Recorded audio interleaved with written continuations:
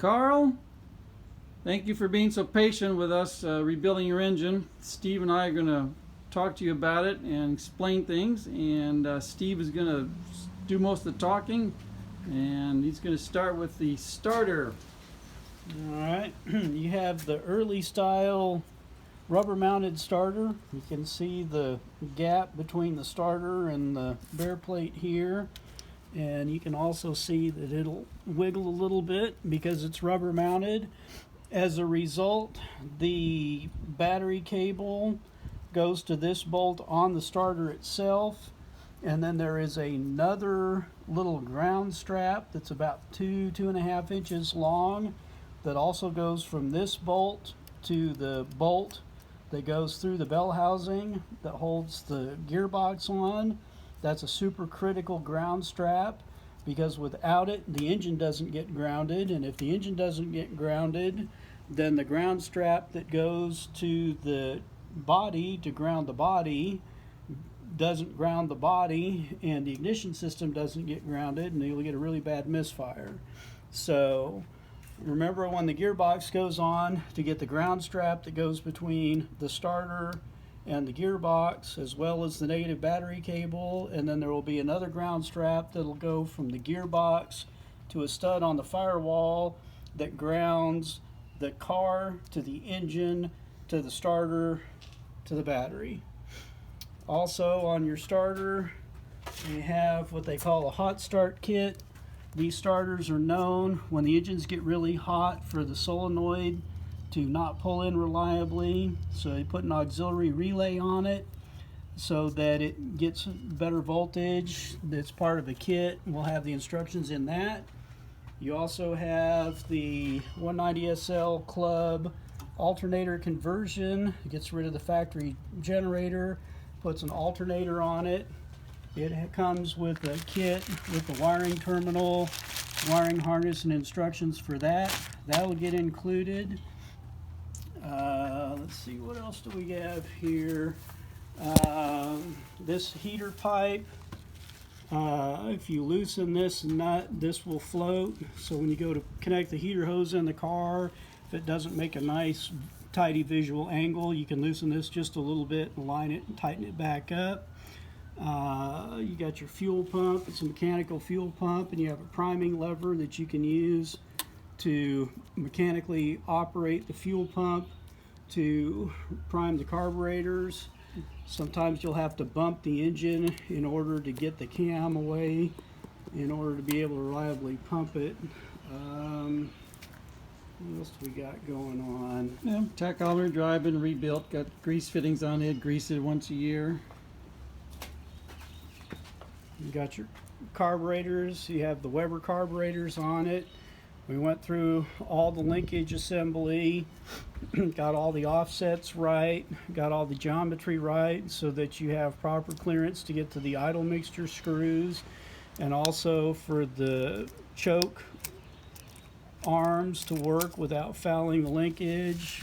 Also, we have spacers on the bell crank to ensure that the throttle linkage rod clears the hose and clears the block and lines up correctly with the original cable or original rod from the accelerator pedal that comes in and connects the bell crank right here. It needs to be straight so that you have the original geometry from your gas pedal.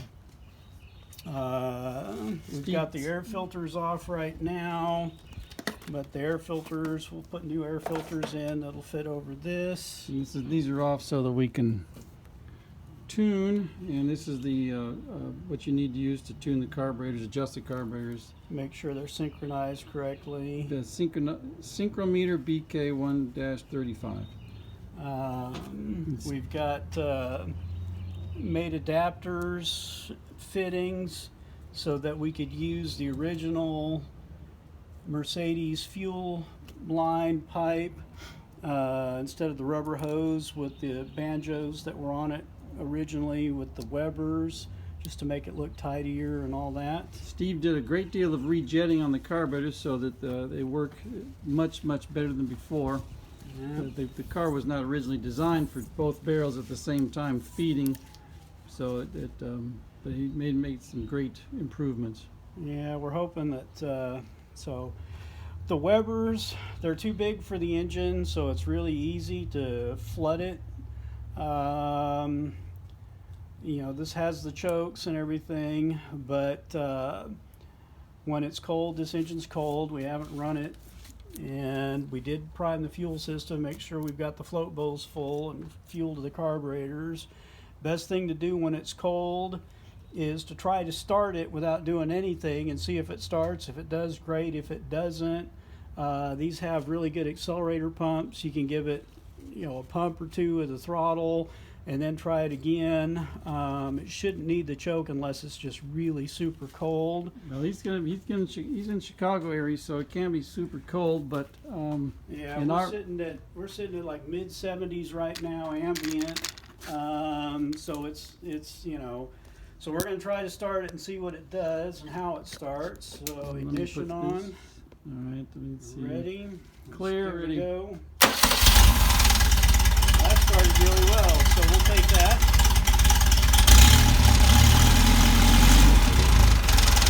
We got good oil pressure at idle. Idling a little bit slow because of the fact that it's cold. We're idling about 500 RPM.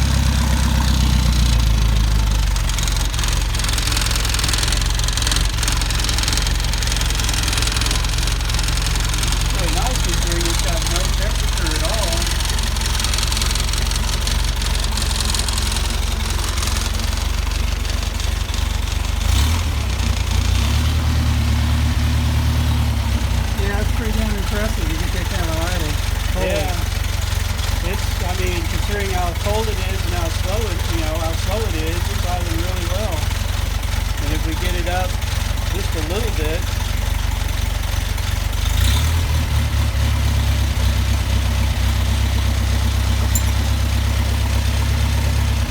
once it gets up to temperature, see, we're still not even, don't even have temperature yet.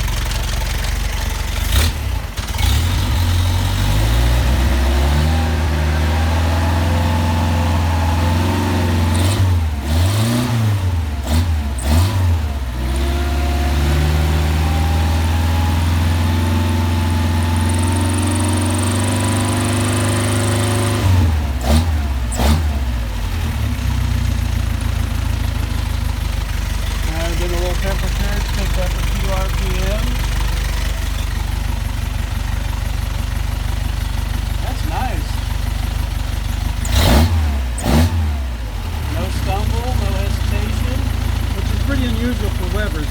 Yeah. But then these are the good ones. These are the ones made in Italy.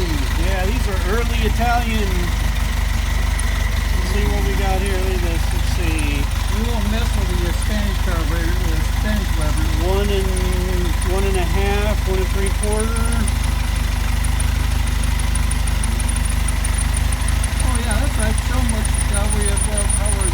we're doing here. We're adjusting airflow. And you're going to do that by adjusting your idle screw. And what we're trying to do is get all four to read exactly the same. And you want to do that with a linkage disconnected, so these are all running independently, and then you snap in your linkage. Right. We're basically, now that it's warming up, look at this. 1.5, 1.5, 1.5, 1.5. If you were to adjust it, disconnect that, and then this screw is your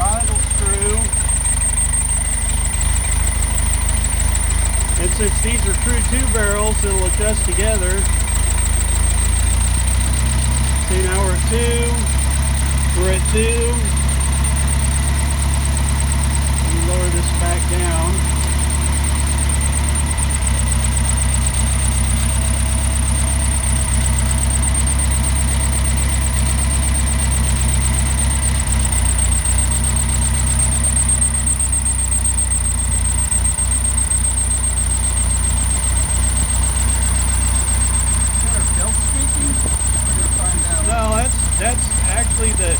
That's actually the intake of the carburetor.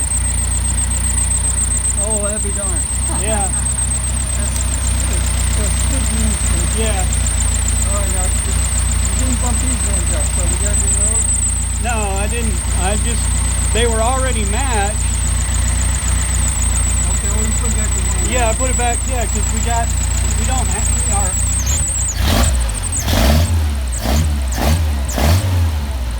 Squeaky carburetors. That's the airflow? Yeah. Okay. Yeah. Since it's breathing through, you're actually hearing the air going through the butterflies. If you need to adjust the idle mixture, these are the idle mixture screws. We're reaching on our temperature. We haven't thermostat didn't open up yet. Okay. We haven't. It's not getting cold yet. Okay.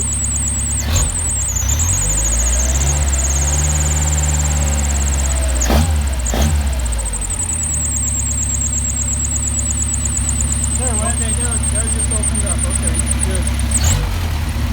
Excellent. That's normal. All right. Good. Got 1,000 RPM idle. No squeak. No squeak. Running on all. And what you're going to do is you're going to adjust that in and out, in until the engine stumbles and out until it stumbles and you get to the midpoint in terms of where it runs. Test, idle test. Release, idle, stumble. And then you'll put the throttle, and if it backfires, you'll open that up a little bit. Yeah, you basically want this on these Webers. You want it about as lean as you can get it.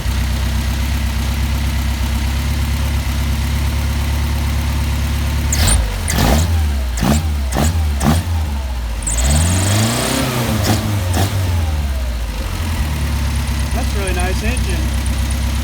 We got 50 psi oil pressure at idle with engine temperature. 45. Plenty of oil pressure at idle. And run up to.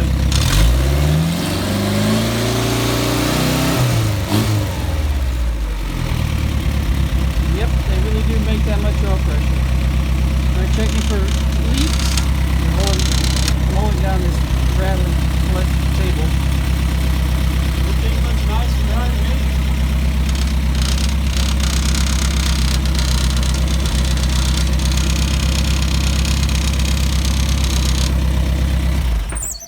Yep, I'll do a hot start just for fun while we're here.